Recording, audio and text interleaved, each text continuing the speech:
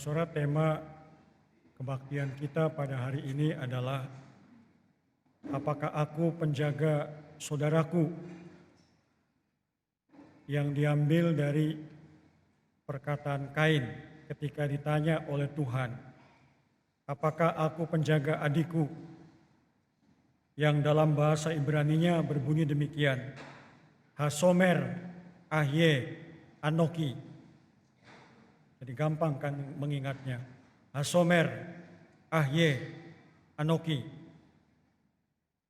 Bacaan kita kembali diambil dari kitab Perjanjian Lama seperti minggu lalu. Dan juga dari kitab yang sama seperti minggu lalu. Yaitu Kejadian pasal yang keempat sekarang ini. Ayat 1 sampai dengan ayat 16.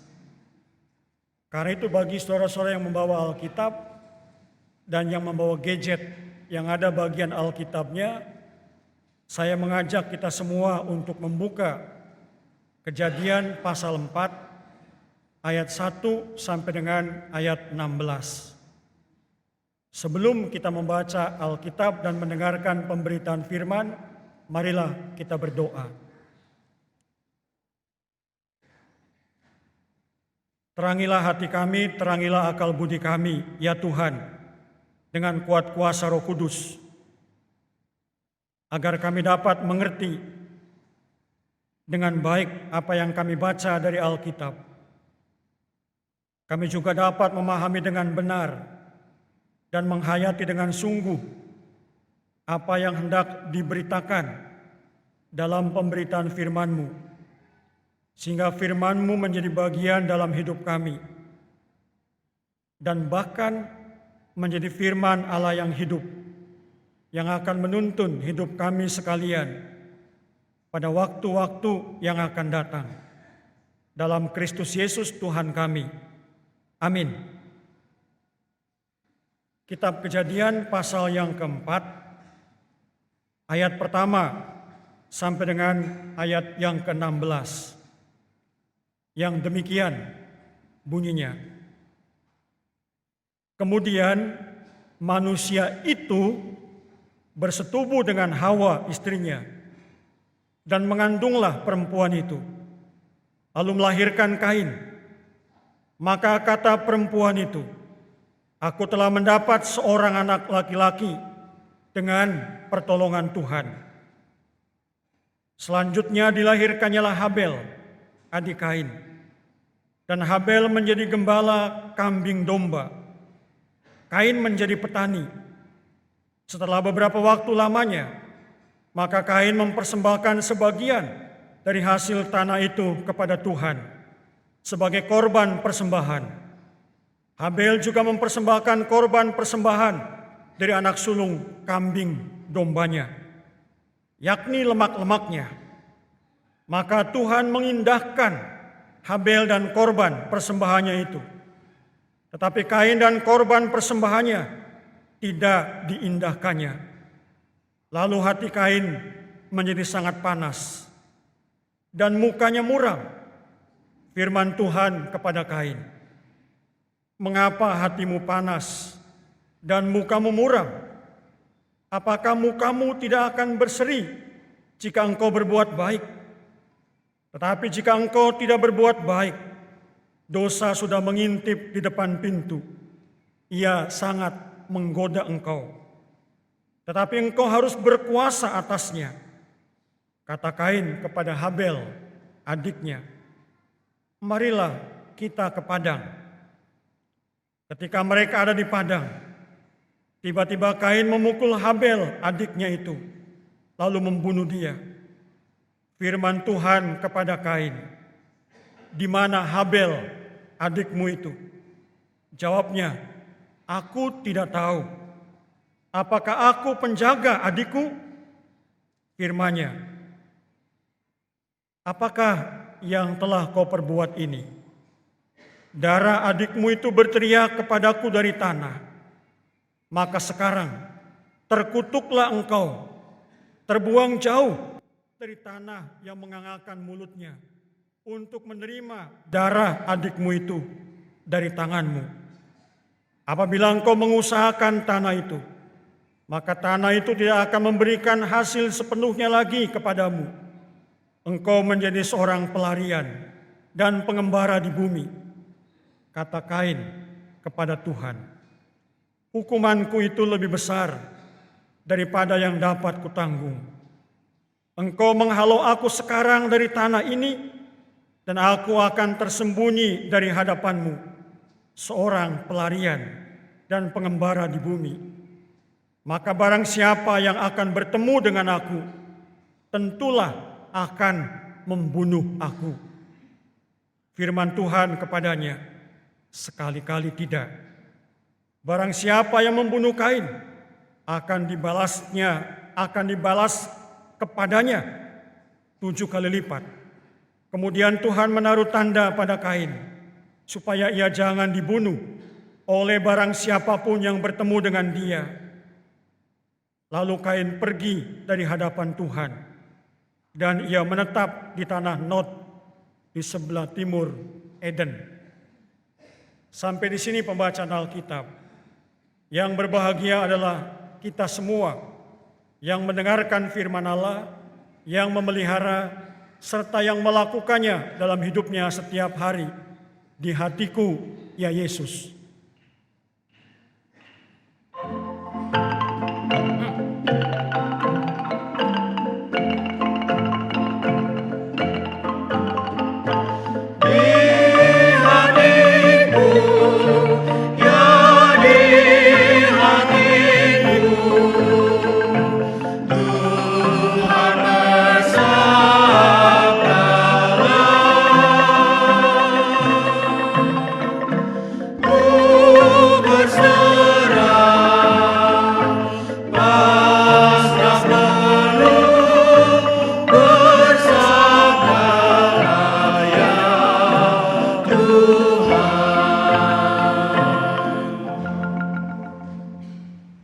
Saudara-saudara yang dikasihi oleh Tuhan Yesus Kristus,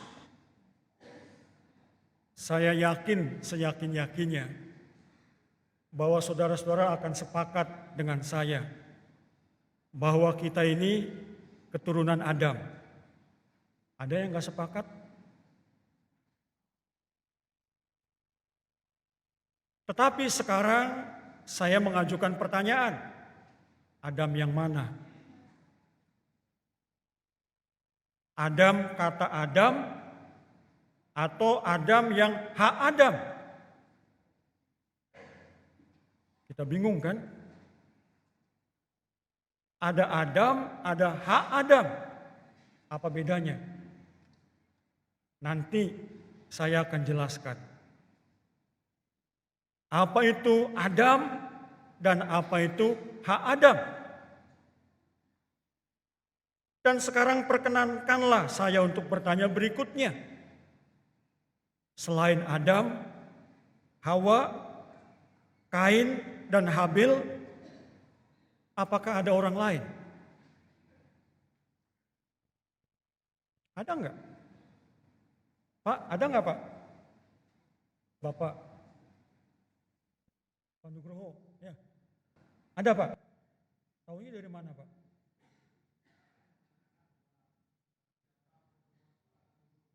Ya, ada yang berbeda? Pak, yang pakai kacamata, baju coklat, ada orang lain nggak Pak? Iya Bapak yang nengok-nengok itu. Ya, ada. Wah, kalau begitu bagaimana ini Alkitab kita? Adam, Hawa, Kain, Habil. Bukankah selama ini kita mengatakan manusia itu Adam? Lalu Adam gak punya teman, dikasih teman. Hawa yang diambil dari tulang rusuknya. Lalu punya anak, Kain, Habil. Ya, yang lainnya dari mana? Bingung kan? Dari mana yang lainnya?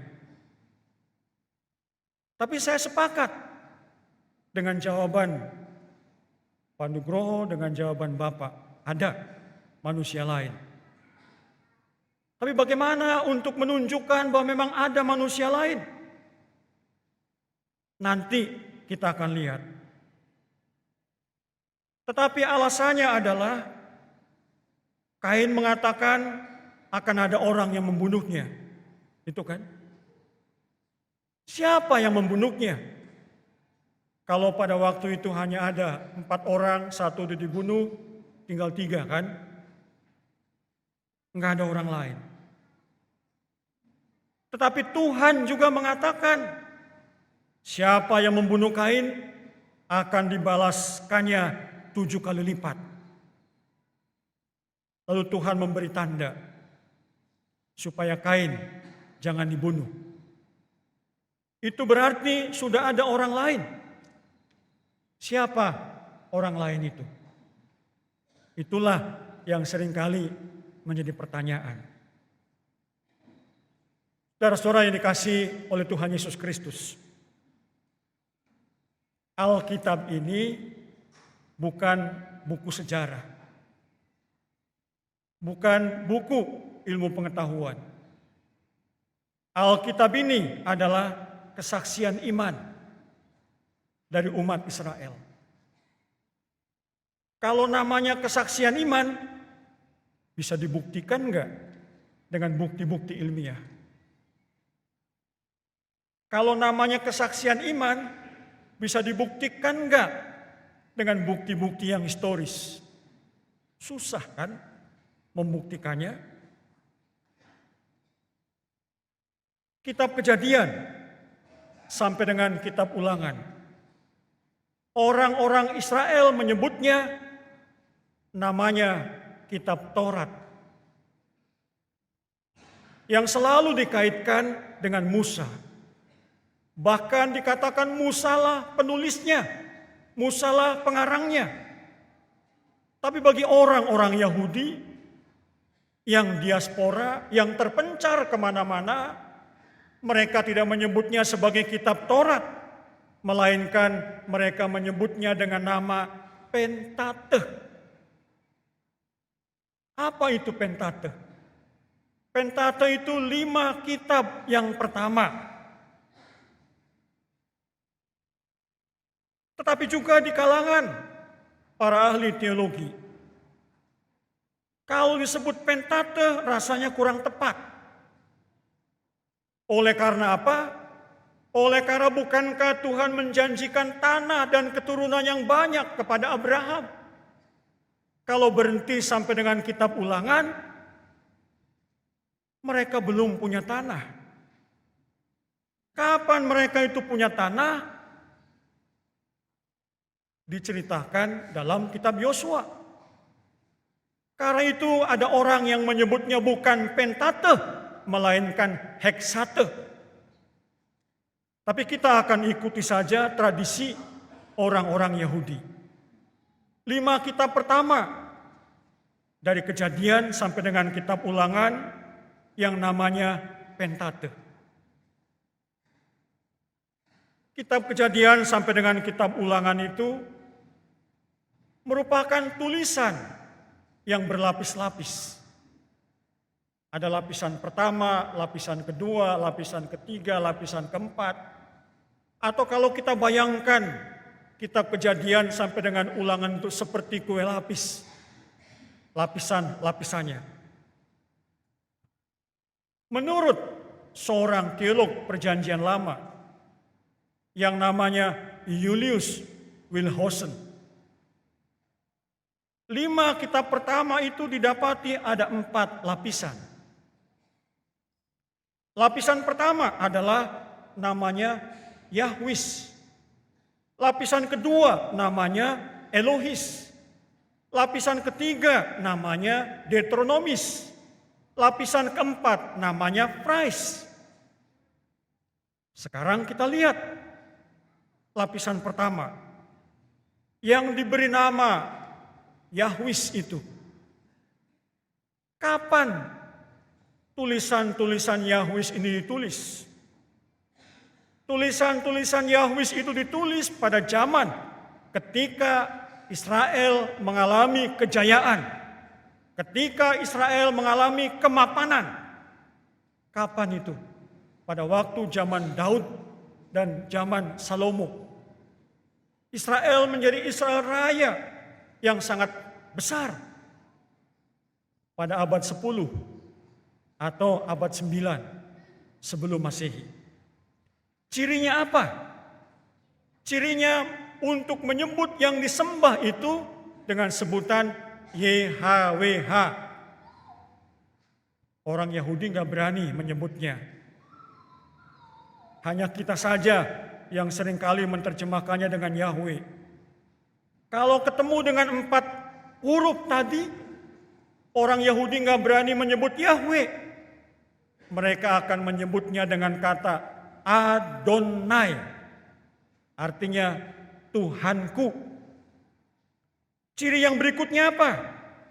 Ciri yang berikutnya adalah Tuhan itu yang dalam huruf besar semua digambarkan dalam bentuk-bentuk manusia. Yang disebut dengan ungkapan gambaran secara antropomorfis. Apa saja misalnya? Ketika manusia pertama berbuat dosa, manusia itu mendengar langkah Tuhan Allah berjalan-jalan di Taman Eden. Kalau mendengar langkah, berarti kan Tuhan punya kaki. Iya kan? Pada bagian lain misalnya dikatakan mata Tuhan melihat, telinga Tuhan mendengar, tangan Tuhan terulur dan sebagainya. Bagian-bagian itu berasal dari abad 10 atau abad 9. Ciri berikutnya apa? Ciri berikutnya adalah ada hubungan yang akrab antara Tuhan dengan ciptaannya. Karena apa? Karena telah menjadi sebuah negara yang besar, yang sudah mapan. Tetapi akhirnya negara itu kan mengalami perpecahan. Pecahannya di Israel Utara, yang kemudian kita kenal dengan lapisan kedua, namanya Elohis. Hubungan Tuhan dengan manusia sudah semakin jauh. Tidak dikenal ungkapan YHWH lagi. Ungkapannya apa? El itu Allah. Kadang-kadang ungkapannya yang disembah itu adalah Elohim dalam bentuk jamak.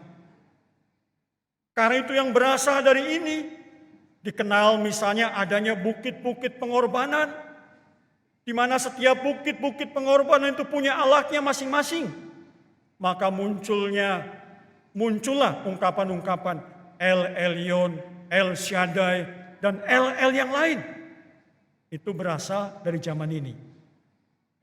Yang berikutnya, lapisan yang ketiga adalah ketika umat Israel mengalami perubahan dan pembaharuan. Dengan dibukanya kembali bait Allah, ditemukan kitab Taurat pada waktu zaman Raja Yosia oleh seorang imam yang namanya Hilkia. Lalu Raja Yosia mempersilakan Imam Hilkia untuk membacakan Taurat itu. Dan itu dikenal lapisan yang ketiga ini Deuteronomis, yang diterjemahkan namanya ulangan. Apa bedanya dengan yang lama? Bedanya dengan yang lama kalau dikatakan dalam kitab Keluaran misalnya begini. Kalau ada musuh lari dan masuk ke rumah kita, musuh itu harus kita bunuh. Tapi dalam kitab Ulangan dikatakan tidak begitu. Kalau ada musuh lari dan masuk ke rumah kita, kita harus melindunginya. Kalau sampai musuh ini mati, maka kitalah yang harus bertanggung jawab. Beda kan? Dengan yang pertama. Kalau dalam kitab Keluaran misalnya dikatakan kalau orang panen apa saja. Panen gandum, panen zaitun, panen anggur, semua ladangnya dibabat habis. Enggak ada yang disisakan. Tapi dalam kitab Ulangan, kalau orang panen gandum, panen zaitun, panen anggur, atau panen apa saja, tidak boleh dibabat habis. Harus ada yang disisakan. Untuk siapa? Untuk orang-orang miskin. Kalau dalam kitab Ulangan, kalau orang sudah jadi budak 7 tahun, akan tetap terus jadi budak. Tapi itu dalam kitab Keluaran. Tapi dalam kitab Ulangan, kalau orang sudah jadi budak 7 tahun, ia harus dilepaskan. Ia harus dibebaskan. Yang disembah disebut dengan nama Tuhan Allah. Gabungan Tuhan dan Allah. Lapisan yang keempat, yang berasal dari zaman pembuangan Babilonia, dan ketika umat itu akan kembali ke Yerusalem, yang disebut namanya Christ. Abad yang ke-6 atau abad yang ke-5 sebelum Masehi. Cirinya apa? Cirinya sangat menekankan hari Sabat. Karena mereka dibuang oleh karena tidak taat kepada Sabat. Karena itu cerita penciptaan yang dibuat oleh lapisan yang keempat ini, yang adalah kitab Kejadian 1, dibuat dalam kerangka Sabat. Hari pertama, hari kedua, hari ketiga, hari keempat, hari kelima, hari keenam, hari ketujuh, Sabat. Berhenti. Ciri berikutnya apa? Ciri berikutnya adalah ada sebuah istilah yang merupakan khas dari lapisan ini, yaitu toledot, silsilah. Kenapa bagi mereka silsilah itu penting? Karena mereka dibuang. Kalau mereka tidak mempertahankan silsilah, maka mereka akan kehilangan garis keturunannya. Mereka tidak tahu dari garis keturunan siapa. Dan ciri yang keempat, ciri yang berikutnya dari lapisan keempat ini adalah menyebut Adam itu tanpa kata sandang. Yang artinya manusia. Yang berbeda dengan Kejadian pasal 2, yang berbeda dengan Kejadian pasal 4. Adam itu disebut dengan kata hak Adam, hak Hawa. Apa bedanya kalau begitu? Kalau disebut hak Adam, itu menunjukkan individu. Manusia itu ada kata sandangnya. Hak Hawa, perempuan itu. Tapi kalau tidak ada kata sandangnya, manusia. Siapa manusia itu? Laki-laki dan perempuan. Berapa laki-laki dan berapa perempuan? Kita tidak tahu. Karena kitab Kejadian pasal 1 ayat 26 dan 27 hanya mengatakan Tuhan menciptakan manusia, yaitu laki-laki dan perempuan. Pemahaman ini saudara-saudara kemudian mengandung konsekuensi. Kalau saya laki-laki, maka disebut is dalam bahasa Ibrani. Kalau misalnya ibu perempuan, maka disebut isah. Tapi kalau laki-laki dan perempuan sudah menyatu, maka disebut manusia, Adam. Itu pemahamannya. Kejadian pasal yang keempat ayat 1 sampai dengan 16. Ini adalah lapisan yang pertama. Ketika Israel mengalami kejayaan, menjadi negara Israel Raya, rakyatnya makmur, kehidupan sosialnya telah mapan. Karena itu yang terjadi adalah sikap masing-masing orang menjadi sangat individualistik. Enggak mau tahu antara orang yang satu dengan orang yang lain. Akibat berikutnya apa? Akibat berikutnya adalah muncul dalam bentuk kesombongan. Enggak mau tahu orang lain. Yang penting adalah diri sendiri. Pada bagian ini, Adamnya ditulis dalam nama diri dengan kata sandang, hak Adam. Yang berbeda dengan Kejadian pasal pertama, hanya Adam yang tanpa kata sandang, yang artinya adalah manusia, seluruh manusia. Jadi kalau begitu, Apakah kita keturunan Adam atau keturunan Adam? Keturunan siapa? Adam atau keturunan Adam? Kalau kita keturunan Adam, maka tidak ada orang seperti saya yang hidungnya pesek. Ya kan? Karena orang-orang dari wilayah Mesopotamia kan hidungnya mancung-mancung semua kan. Kalau kita keturunan Adam, maka tidak ada orang seperti saya yang matanya sipit, yang rambutnya lurus.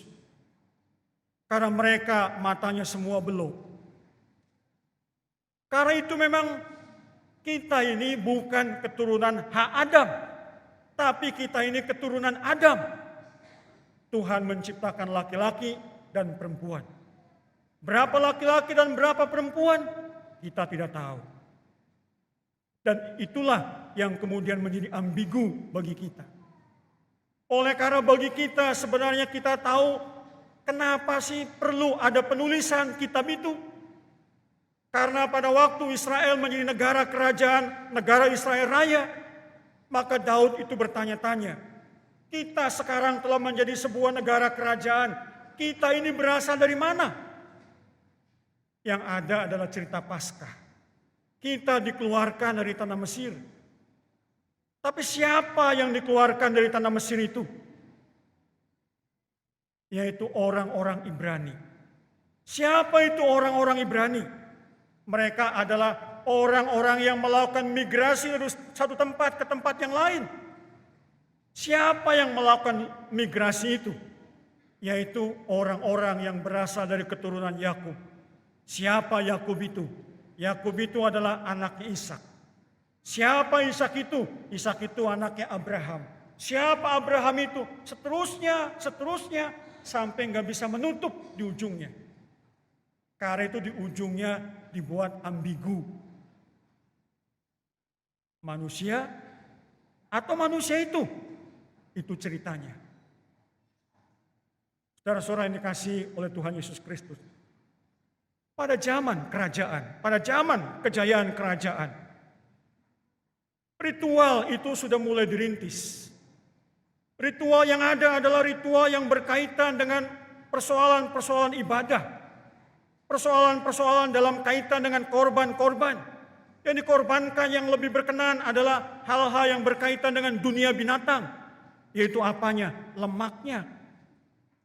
Karena itu tidak heran kalau dalam bacaan kita tadi dikatakan Tuhan itu lebih mengindahkan Habil dan korban persembahannya. Karena membawa anak domba yang sulung, lemak-lemaknya.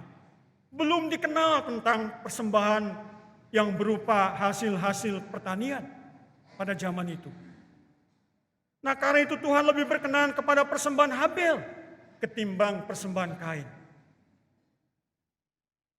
Kalau dulu guru sekolah minggu kan mengajar saya begini. Mudah-mudahan juga jangan diulangi lagi oleh guru-guru sekolah minggu sekarang. Katanya kenapa? Dari mana tandanya? Tuhan menerima persembahan Habil, Tuhan menolak persembahan Kain. Dari mana tandanya? Guru sekolah minggu saya dulu mengajarkan begini. Tuhan menerima persembahan Habil itu oleh karena asapnya membubung ke atas. Terus ke atas gitu kan. Tapi di Alkitab kan gak ada asap itu. Tuhan menolak persembahan Kain karena katanya asapnya lalu naik ke atas, kemudian belok. Gitu kan. Karena itu gak diterima persembahannya. Nah padahal dalam bacaan kita kan tidak ada soal asap yang membubung ke atas, gak ada asap yang belok. Hanya dikatakan Tuhan lebih berkenan kepada persembahan Habil ketimbang persembahan Kain. Karena zamannya adalah untuk menekankan korban-korban yang berupa binatang. Tapi dari kejadian itu digambarkan bahwa Kain menjadi marah kepada Tuhan. Kain menunduk sebenarnya dalam bacaan yang benar dalam bahasa Ibraninya. Yang diterjemahkan dengan mukanya muram. Lalu dikatakan kenapa kamu enggak kepalanya tegak? Kalau kepala kamu tegak, kamu akan berseri-seri. Dosa sudah mengintip di depan pintu. Dan Kain kembali menunjukkan kepada kesombongannya, mengajak adiknya untuk pergi ke padang. Dan di sanalah dia ingin mengukuhkan kehebatannya yang lebih hebat dari adiknya. Dibunuhlah adiknya itu. Karena dibunuh, maka ia terusir dari lingkungan Allah.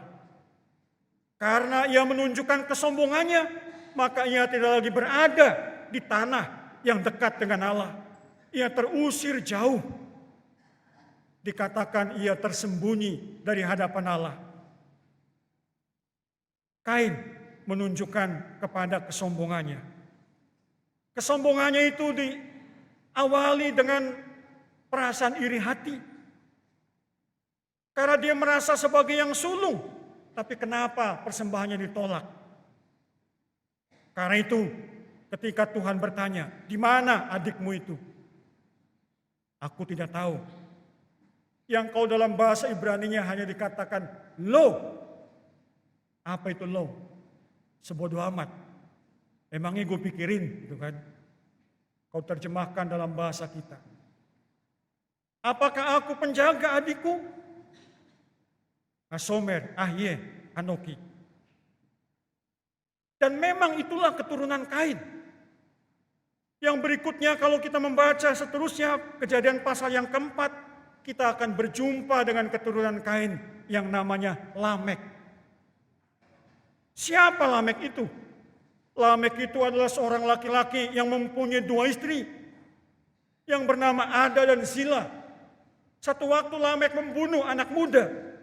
Oleh karena anak muda itu melukai bagian tubuhnya, maka ia dengan bangganya pulang ke rumah, dengan kesombongannya mengatakan kepada istri-istrinya, Ada dan Zila, istri-istriku, dengarkanlah aku.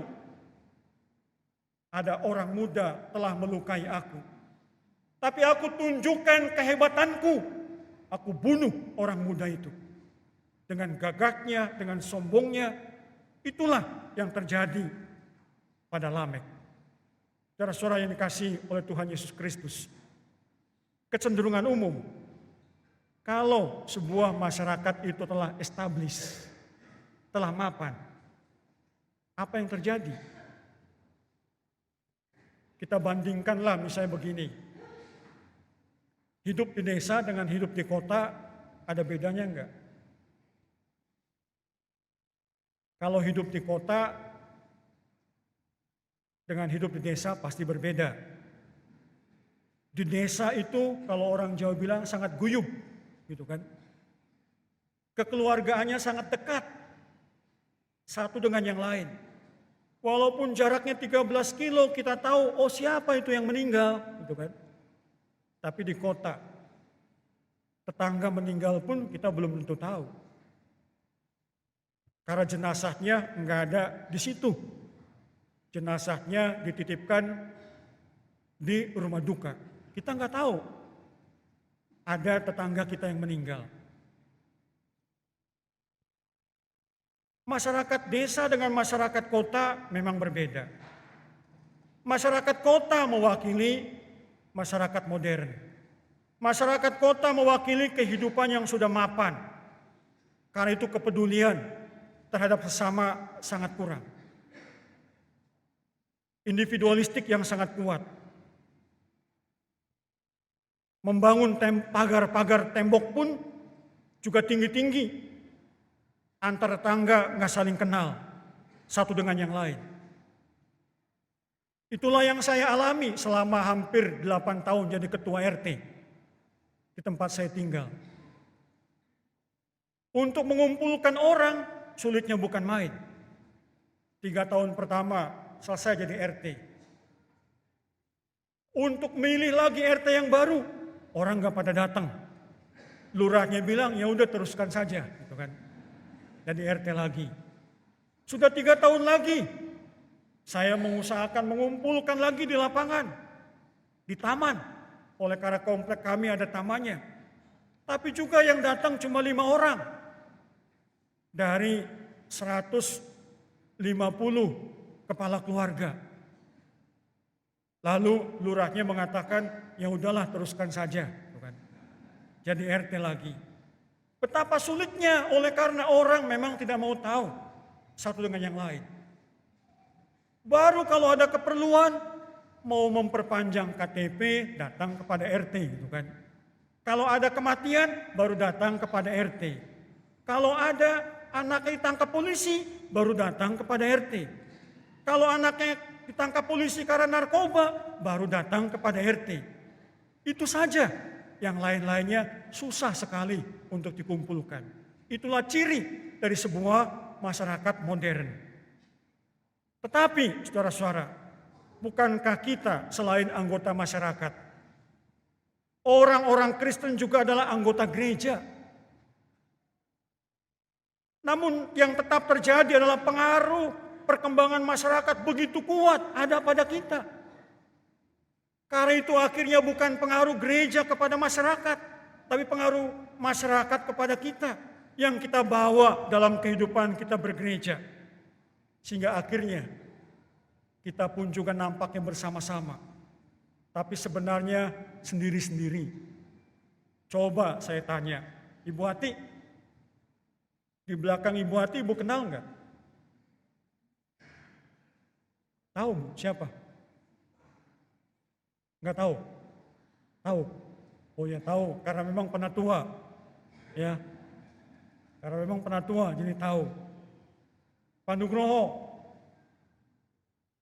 Yang di belakang Pak Nugroho nomor baris yang ketiga. Tahu enggak Pak? Siapa?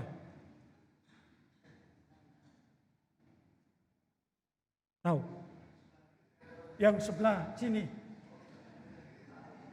Yang sebelah sini enggak tahu. Enggak tahu ya. Ya, dia pemain musik Pak. Sering nyanyi dia di kafe-kafe. Masa enggak kenal? Ya, dulu anggota jemaat saya di GKI Raya Hankam. Anggota majelis juga dulu. Ya, ya itulah kecenderungannya. Kita kan enggak saling kenal satu dengan yang lain kan. Padahal satu gereja. Apalagi kalau orang itu sudah lama nggak datang, kita juga nggak tahu. Misalnya Pak Hutapea udah lama nggak datang gitu kan, nggak ada yang memperhatikan kan Pak ya? Sebulan, 2 bulan, 3 bulan nggak datang juga, nggak ada yang memperhatikan kok. Biarin aja lah gitu kan. Itu kecenderungan karena pengaruh masyarakat masuk ke dalam kehidupan kita. Kita nggak saling peduli. Nggak saling kenal satu dengan yang lain. Padahal yang seharusnya terjadi adalah sebaliknya. Sebagai orang Kristen, kita ini kan adalah persekutuan. Tapi jangan sampai persekutuan kita ini nampaknya bersama-sama, tapi sebenarnya sendiri-sendiri, seperti setumpuk pasir yang kalau kita lemparkan ke atas, kembali sendiri-sendiri kan, karena nggak ada yang mengikat. Itulah juga kita. Tidak ada ikatan satu dengan yang lain tengah-tengah kehidupan ini. Bahkan yang kerap kali terjadi adalah kita merasa saya lebih baik dari orang lain. Untuk apa kenal orang lain? Keluarga saya lebih baik daripada keluarga yang lain. Untuk apa saya mengenal keluarga orang lain? Wilayah saya lebih baik daripada wilayah yang lain. Untuk apa saya juga mengenal wilayah yang lain? Dan itulah yang nampak misalnya di jemaat ini. Kalau sebuah wilayah diberi kepercayaan untuk menyelenggarakan satu kegiatan. Ingin menunjukkan kehebatannya dari wilayah-wilayah yang lain. Supaya memang lebih hebat daripada wilayah-wilayah yang lain. Supaya wilayah-wilayah yang lain terkalahkan. Demikian juga sebagai gereja. Kita merasa gereja kita lebih baik dibandingkan dengan gereja-gereja lain. Ini adalah merupakan sudah bentuk kesombongan. Awal dari sebuah kehancuran. Seorang tokoh Dewan Gereja Dunia yang namanya Leslie Newbigins. Ia pernah mengatakan begini. Let the church be the church. Biarlah gereja tetap menjadi gereja. Jangan sampai gereja itu menjadi lembaga sosial. Jangan sampai gereja itu menjadi lembaga budaya. Jangan sampai gereja menjadi lembaga politik. Biarlah gereja tetap menjadi gereja. Gereja itu apa? Gereja itu adalah persekutuan, kan? Persekutuan yang bagaimana? Persekutuan yang koinonia. Persekutuan koinonia itu persekutuan yang seperti apa? Rasul Paulus menggambarkannya persekutuan seperti tubuh yang mempunyai banyak anggota. Ada mata, ada tangan, ada telinga, ada mulut, ada kaki dan sebagainya. Kalau salah satu sakit, sakit semua, kan? Kalau salah satu mengalami luka, maka badan kita juga sakit semua. Karena apa? Karena mempunyai keterikatan. Ditambah lagi dengan perintah Yesus, kita harus saling mengasihi. Jadi dalam kehidupan bergereja, kesombongan itu harus dibuang jauh-jauh. Kalau sampai ada kesombongan, maka yang terjadi adalah ada orang-orang yang mau benar sendiri, ada orang-orang yang mau menang sendiri. Di gereja yang terjadi adalah ribut oleh gara-gara masalah yang sepele. Contohnya misalnya menempatkan barang-barang di depan kelas sekolah minggu. Kemudian ditegur, terjadi keributan, marah, gitu kan, satu dengan yang lain. Di gereja bentuk-bentuk kesombongan itu harus dibuang jauh-jauh. Di gereja yang harus ada adalah cinta kasih, kerendahan hati, kelemah lembutan dan sebagainya. Hari Kamis yang lalu, saudara-saudara, masih pagi kebetulan saya ada waktu luang menyaksikan debat yang ketiga dari calon presiden Amerika yang disiarkan oleh sebuah televisi swasta. Calon dari Partai Demokrat tahu benar kelemahan calon dari Partai Republik. Kelemahannya apa?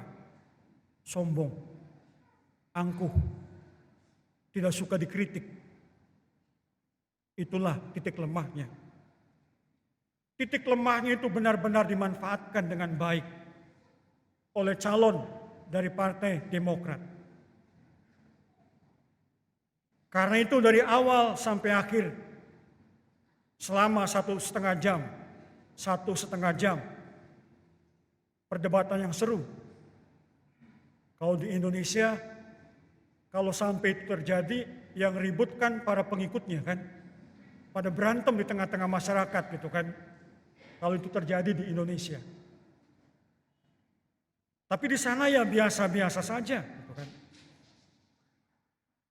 Karena tidak suka dikritik.